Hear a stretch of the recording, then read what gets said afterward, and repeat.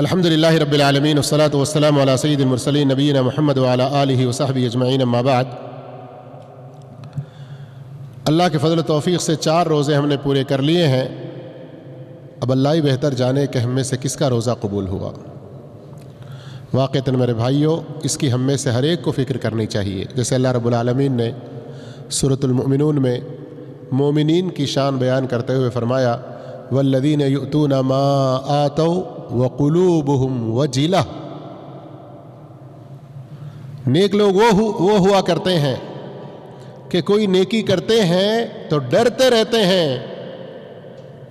کہ کسی کمی کی وجہ سے قبول ہونے سے رہ جائے، کہیں ایسا نہ ہو کہ اللہ رب العالمین ہمارے منہ پہ مار دے اور قبول نہ فرمائے۔ ڈرتے رہتے ہیں۔ اللہ عز و جل سے ہم دعا کرتے ہیں اللہ تعالی ہمارے سارے روزوں کو، ہماری ساری تراویحوں کو، ساری عبادتوں کو قبول فرمائے اور اس سے کہیں زیادہ نیکیاں ہمیں انجام دیتے رہنے کی توفیق عطا فرمائے۔ ہمارا جو سلسلہ درس چل رہا ہے ارکان ایمان، کس کتاب سے، یہ بھی ہم نے شروع میں ہی آپ کو بتلا دیا، اس کتاب کی کیا اہمیت ہے وہ بھی بتلا دیا۔ ارکان ایمان میں سب سے پہلا رکن اللہ پر ایمان، اس میں 4 باتیں شامل ہیں اور اس کے فائدوں کا ذکر ہو چکا۔ اللہ پر ایمان کے دلائل ہم بتاتے جا رہے ہیں، جن میں سے اللہ رب العالمین کو ماننے کے عقلی دلائل بھی آپ سن چکے ہیں۔ اس کے بعد اللہ رب العالمین پر ایمان کے بارے میں حسی دلائل، محسوس ہونے والے واقعاتی دلائل کا ذکر چل رہا ہے۔ ان میں بھی 3 چیزوں کا ذکر ہو چکا ہے۔ ایک دعاؤں کی قبولیت، دوسرے انبیاء کی سچائی، اور تیسرے انسان کی روح، انسان کا اپنا اس کا نفس۔ یہ تینوں چیزیں بھی اللہ رب العالمین کی وحدانیت پر دلالت کرتے ہیں۔ آئیے آج ہم آگے بڑھتے ہیں۔ مخلوقات کی رہنمائی۔ ہم میں سے ہر ایک کو یہ بات معلوم ہے کہ ہر چیز کو پیدا کرنے والا صرف اور صرف اللہ ہے، لیکن اگر ہم ذرا غور کریں، پیدا کرنے پر اکتفا نہیں کیا اللہ رب العالمین نے۔ ہر مخلوق کو اس کو جیسی ضرورت ہے اس طرح کی ہدایت، اس طرح کی رہنمائی جو اللہ نے فرمائی ہے، اس کی تفصیلات اگر ہم دیکھیں قرآن و حدیث کی روشنی میں اور علماء نے اس سلسلے میں جو لکھا ہے اس کی روشنی میں، تو بہت تعجب ہوگا۔ مخلوق سے مراد یہاں پر ساری مخلوقات، بالخصوص انسان، جانور، پرندے، چوپائے، چاہے بولنے والے نہیں بولنے والے، سب۔ اور قرآن مجید کی اس آیت پر خوب غور کیجئے۔ ربنا الذی اعطى كل شیء خلقہ ثم هدى، ہمارا پروردگار وہ ہے جس نے ہر چیز کو اس کی ساخت بخشی، اس کی تخلیق فرمائی، ثم هدى، پھر اس کی رہنمائی کی۔ واقعتاً یہ آیت بہت مختصر الفاظ میں ہونے کے باوجود بڑے ہی عجیب قسم کے حقائق اس کے اندر اللہ نے بیان کیے ہیں۔ اب مثال دینا ہم شروع کریں تو بہت ساری مثالیں آ سکتی ہیں، لیکن آئیے سب سے پہلے انسان ہی کو لیتے ہیں۔ وہ کون ہے جس نے انسانی بچے کو پیدا ہوتے ہی ماں کی چھاتی کو پہچان لیتا ہے، منہ میں لیتا ہے؟ وہ کون ہے جس نے اس بچے کو سکھایا کہ ماں کے چھاتی سے دودھ کس طرح سے پینا ہے؟ اس لیے کہ ہم لوگ غور و فکر نہیں کرتے تو اس کی حقیقتوں تک نہیں پہنچتے۔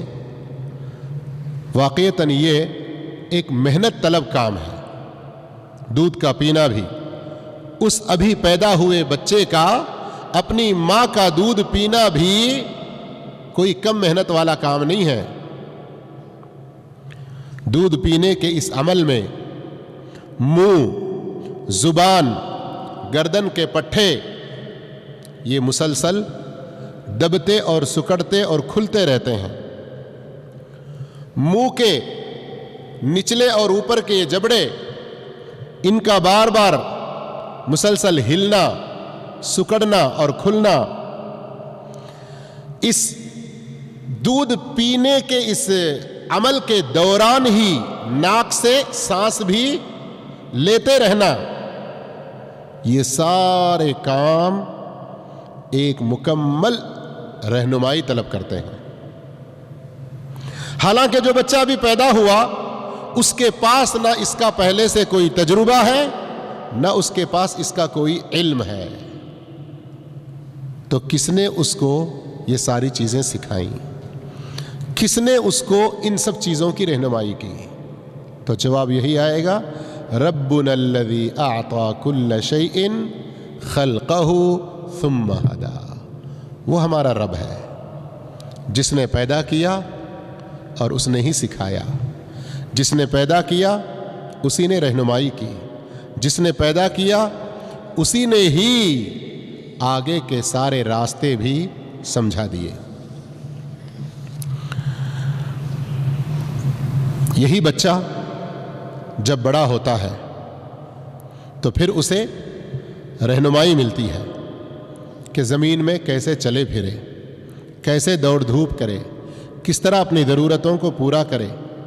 اور یہ ساری کی ساری ایک مکمل رہنمائی کے بغیر پوری نہیں ہو پاتی. اور اس طرح کی رہنمائی کرنے والا کون ہے؟ صرف اللہ رب العالمین ہے. یہ اللہ کے وجود کے بارے میں بھی، اللہ کے ایک ہونے کے بارے میں بھی، اور اللہ ہی کے سچے معبود ہونے کے بارے میں بھی بہت بڑی دلیل ہے. اب اسی طرح سے آپ چوپایوں میں لے لیں، پرندوں میں لے لیں، چرندوں میں لے لیں، درندوں میں لے لیں، ساری مخلوقات میں لے لیں. علامہ ابن القیم رحمہ اللہ اپنی ایک مشہور کتاب شفاء العلیل میں اس طرح کی کئی ساری مثالیں پیش کرتے ہیں. شہد کے مکھی اور اس کے شہد بنانے کا پورا جو ایک سلسلہ ہے، اس کے بارے میں جو لکھا ہے امام ابن قیم رحمۃ اللہ علیہ نے، اللہ اکبر، آپ بڑے حیران ہو جائیں گے. وَأَوْحَى رَبُّكَ إِلَى النَّحْلِ،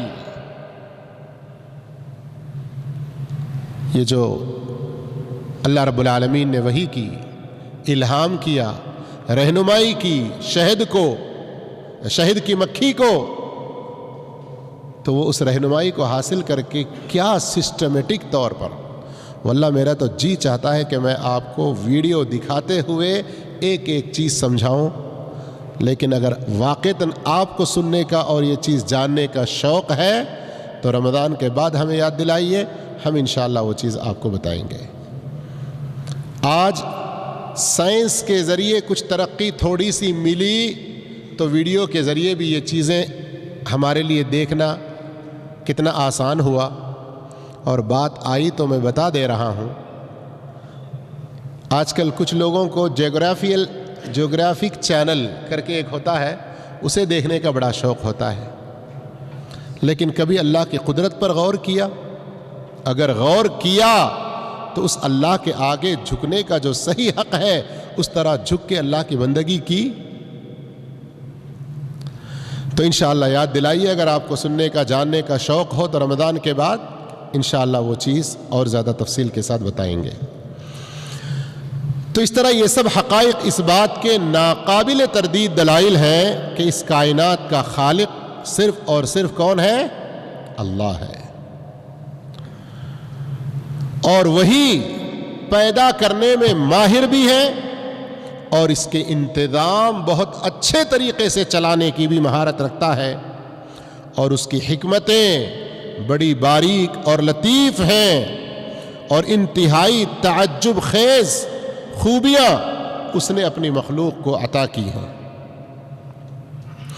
اور بعض مخلوقات ایسے ہیں کہ اگر آپ ان کی تھوڑی سی تفصیل جانیں گے تو بڑا تعجب ہوتا ہے کہ ان کو ایسے رازدارانہ طریقے سکھائے ہیں اور تدبیر کے خوبصورت انداز عطا کیے ہیں اور ان کو ایسی صلاحیتیں عطا کی ہیں کہ وہ اپنی ضرورت بڑی آسانی سے پوری کر لیتی ہیں۔ سارس کو جانتے ہیں آپ لوگ؟ کیا کہتے ہیں؟ بغلا بھی کہتے ہیں نا، دونوں میں شاید فرق کچھ لوگ بتاتے ہیں، کچھ کہتے ہیں کہ نہیں وہی یہ ہے یہی وہ ہے، بہرحال کیا چیزیں سمجھ گئے ہیں نا۔ کیسے وہ شکار کرتا ہے اپنے شکاری کو؟ اس سے پہلے کیا کرتا ہے؟ ایسے کر کے پروں کے ذریعے اپنے آپ کو پوری طرح چھپا لیتا ہے۔ آج کل تو ایسی ویڈیوز بھی بہت عام ہوتے رہتے ہیں، لوگ بھیجتے رہتے ہیں، دیکھے ہوں گے۔ تو جس چیز کو وہ شکار کرنا چاہتا ہے، جس جانور کو شکار کرنا چاہتا ہے، اسے یہ محسوس ہونے نہیں دیتا کہ کوئی اس کو شکار کر بھی رہا ہے۔ یہ سب حکمتیں، یہ سب طریقے کس نے اس کو عطا کیے ہیں؟ کس نے عطا کیے ہیں؟ مجھے سمجھ میں نہیں آتا کہ آج بڑی بڑی ڈگریاں حاصل کرتے ہیں سائنس وغیرہ میں، پھر اللہ کا انکار کرتے ہیں، اور معمولی ایک روبوٹ بنانا ہو، کتنے سارے اس کے اندر چپس رکھنے پڑتے ہیں، کتنے سارے اس کے اندر ٹیکنیکل پوائنٹس ہوتے ہیں۔ کہیں سے ایک پرزہ چھوٹا سا کچھ کم ہو گیا، کہیں بیٹری تھوڑی سی ویک ہو گئی تو کام کرتا ہے وہ؟ انسان اپنے ہاتھ سے بنائے ہوئے ان چیزوں کی کمزوریوں کو دیکھتا ہے، پھر بھی اللہ کی قدرت کو نہیں پہچانتا کہ اس ساری کائنات میں یہ کیسے یہ اچانک وجود میں آ گیا، کیسے یہ خود ہی پیدا ہو گیا، کیسے یہ خود ہی چل رہا ہے بغیر کسی پیچھے اس کے ایک بس بہت زیادہ سے زیادہ آ کر کچھ لوگ کہتے ہیں تو دیر از اے پاور، ہاں ایک طاقت ہے، ایک قوت ہے۔ اے جاہلو، وہی طاقت و قدرت اللہ عز و جل کی ہے، اس کو مانے بغیر ہم صحیح انسان نہیں ہو سکتے۔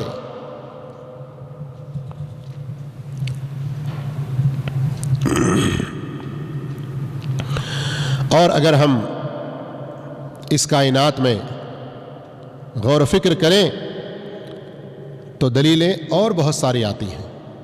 تو آئیے پانچویں دلیل اللہ رب العالمین کے موجود ہونے اور اس کی عبادت کے برحق ہونے کی، اس کائنات میں، آفاق میں کئی سارے دلائل۔ نظام کائنات کو ہر شخص دیکھتا ہے، چاہے عالم ہو یا جاہل، مومن ہو یا کافر، لیکن بہت کم لوگ اس پر غور و فکر کرتے ہیں۔ اگر غور و فکر اور تدبر کی نگاہ سے دیکھے تو اسے اس ذات کی عظمت نظر آ جائے گی جس نے اس کائنات کو بنایا ہے، اور یہی بات اس ذات واحد لا شریک لہو کی عبادت کی دعوت بھی بن جائے گی۔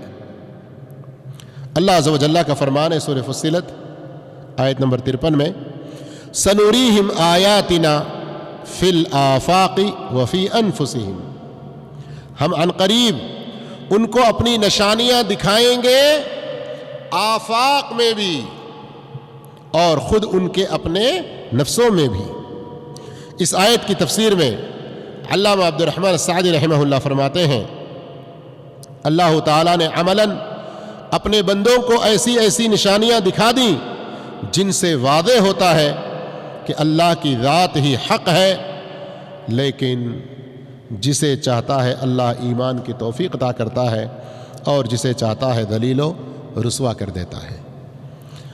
لیکن اس جملے سے دھوکہ نہ کھائیے، اللہ ضرور اس کو ایمان کی توفیق دے گا جو ایمان کے راستے میں ایک قدم بھی آگے بڑھ کر آئے گا، اور جو تھوڑی بھی تلاش نہ کرے، تحقیق نہ کرے، حق کو جاننے کی کچھ بھی کوشش نہ کرے، بلکہ حق کی نشانیاں اس کے سامنے آتی رہیں اور وہ ان کو جھٹلاتا رہے، پھر تو وہ ذلیل و رسوائی ہوگا۔ ایک دوسری جگہ علامہ شیخ ناصر السعدی عبد الرحمن السعدی رحمہ اللہ فرماتے ہیں، عقل مند آدمی جب بھی اس کائنات پر غور کرے گا اور کائنات کی نرالی چیزوں کو دیکھے گا اور غور سے سوچے گا تو یقین ہو جائے گا کہ یہ کائنات جس ذات نے بنائی ہے وہ حق ہے اور بالکل ٹھیک ٹھاک بنائی ہے، اور صحیفوں میں لکھی ہوئی نشانیاں، دلائل پر مشتمل کتب، یہ سب اس ذات باری تعالی کے حق ہونے کی گواہی دیتے ہیں، بلکہ اس کی وحدانیت کی بھی گواہی دیتے ہیں، اور یہ بھی کہ وہی اکیلا ہماری عبادتوں کا حقدار ہے، اور آخرت کے بارے میں جو کچھ رسولوں نے بتایا وہ سب کچھ سچ ہے، اور یہ ساری کائنات کا نظام ایسے ہی نہیں چل رہا ہے بلکہ اس کے پیچھے چلانے والا ایک ضرور موجود ہے۔ اور یہ بھی بات کہ اس کائنات میں موجود ہر مخلوق اللہ ہی کے آگے محتاج ہے، اللہ کسی کا محتاج نہیں ہے، اسی لیے کائنات کی ہر مخلوق اس کی حمد و ثنا بیان کرتی ہے اور اس کی عبادت میں لگی ہوئی ہے، جیسے کہ خود اللہ رب العالمین نے قرآن میں فرمایا وَإِن مِّن شَيْءٍ إِلَّا يُسَبِّحُ بِحَمْدِهِ وَلَكِن لَّا تَفْقَهُونَ تَسْبِيحَهُ، اس کائنات کی ہر چیز اللہ کی تسبیح بیان کر رہی ہے لیکن تم ان کی تسبیحوں کو نہیں سمجھتے ہو۔ صبح سویرے ہم چڑیوں کا چہچہانا جو سنتے ہیں اور وہ منظر کتنا پیارا لگتا ہے، کبھی غور کیا کہ ہم انسانوں سے پہلے وہ اٹھ کر اللہ کی بندگی کر رہی ہیں؟ ہم بارش کے وقت میں بادلوں کا گرجنا سنتے ہیں، کیا ہے یہ؟ یسبح الرعد بحمدہ، یہ اپنے رب کی تسبیح بیان کرتے ہیں، اپنے رب کا حمد بیان کرتے ہیں، جیسے اللہ رب العالمین نے ان کو سکھایا ہے۔ اس کائنات کی ہر چیز اللہ کی عبادت میں لگی ہے، لیکن یہ انسان جسے اللہ نے اشرف المخلوق بنایا، جسے اللہ رب العالمین نے سب سے اچھا بنایا، عقل و سمجھ دے کر ساری مخلوقات پر اسے ممیز اور ممتاز کیا، یہی انسان اپنی اس عقل کا صحیح استعمال نہ کر کے ان جانوروں سے بھی بدتر ہوتا چلا جا رہا ہے۔ اس لیے میرے بھائیوں، اللہ رب العالمین کی قدرت کو سمجھنے کی اور اس پر غور کرنے کی پوری کوشش ہمیں کرنا چاہیے۔ شیخ علامہ عبد الرحمن السعدی رحمہ اللہ ایک اور جگہ فرماتے ہیں کہ اللہ رب العالمین حالات کے بارے میں خبردار کرتا ہے اور اپنے بندوں کو ایسی ایسی نشانیاں اس کائنات میں اور ان کی اپنی جانوں میں دکھاتا ہے جو ایک واضح دلیل ہے قرآن کے حق ہونے کی، رسول کے حق ہونے کی، اللہ کے حق ہونے کی، اور اللہ کی طرف سے جو بھی پیغام رسول لائے ہیں ان کے حق ہونے کی۔ اور یہ سلسلہ برابر چلا آ رہا ہے، تمام نبیوں سے لے کر ہمارے آخری نبی محمد مصطفیٰ صلی اللہ علیہ وسلم تک نبیوں کا سلسلہ تو ختم ہوا، لیکن اللہ رب العالمین برابر اپنی نشانیوں کو دکھاتا رہتا ہے اس پوری کائنات کے اندر۔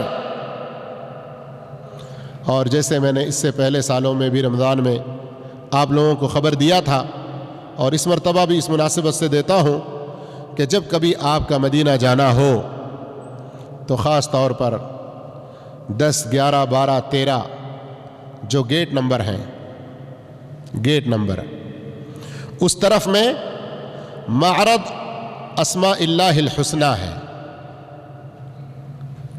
پوری ایک بلڈنگ جیسی ہے، اس کے اندر میں یہ ایگزیبیشن ہے، ضرور اس میں جائیے۔ اللہ کے ناموں کے بارے میں وہاں جو ایگزیبیشن ہے اس کو دیکھیے، اور وہیں اس کائنات کا ایک ہلکا سا چھوٹا سا منظر پیش کرنے کی اور اس کی کچھ حقیقت عربی اور انگلش میں بتانے کی کوشش کیے ہیں، اور وہاں اردو مترجمین بھی رہتے ہیں۔ اگر آپ ان کی مدد لیں گے اور ان چیزوں کو دیکھیں گے، سورج، چاند، زمین، مریخ اور دوسرے جتنے کواکب ہیں اور یہ کائنات جو اب تک سائنس کی تحقیق میں آ سکا ہے، اس کو تقریباً یہ جتنا آپ دیوار ہماری یہ دیکھ رہے ہیں اس طرف کی، اتنی بڑی ٹیلی ویژن ہے جس کے اندر آپ کو دکھایا جاتا ہے اور مترجمین کی مدد سے سمجھایا جاتا ہے۔ دیکھیے اللہ کی قدرت کی ایک بہت چھوٹی سی چیز وہاں پر ہمیں دکھائی جا رہی ہے، لیکن اللہ کی بہت بڑی قدرت کو پہچاننے کے لیے ایک چھوٹا سا ذریعہ ہے جس سے ہم اللہ کی قدرت کو جان کر اللہ کی یکتائی کو پہچان سکتے ہیں۔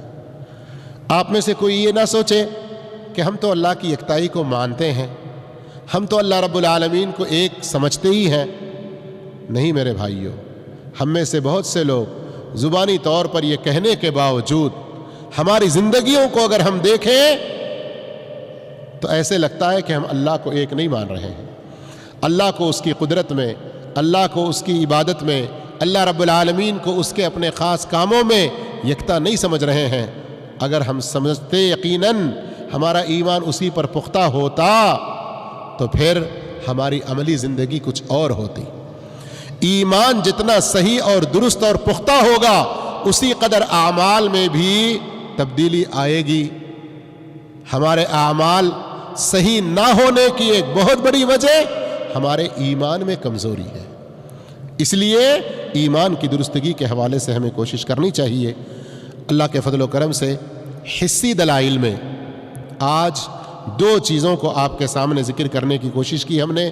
ایک، مخلوقات کو اللہ رب العالمین نے جو رہنمائی کی ہے اس میں مثال ہم نے انسان کے بچے کی لی، اس کے ذریعے اللہ کی قدرت کو پہچاننے اور اللہ پر ایمان لانے کی ایک دلیل، اور دوسری کائنات کے اندر جو دلیلیں ہیں اس کو ہم نے آپ کے سامنے رکھا۔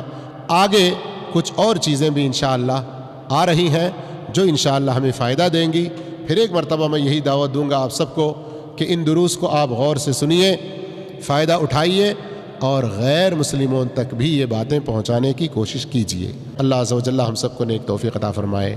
اللہ آپ سب کو جزائے خیر عطا فرمائے۔ السلام علیکم ورحمۃ اللہ وبرکاتہ۔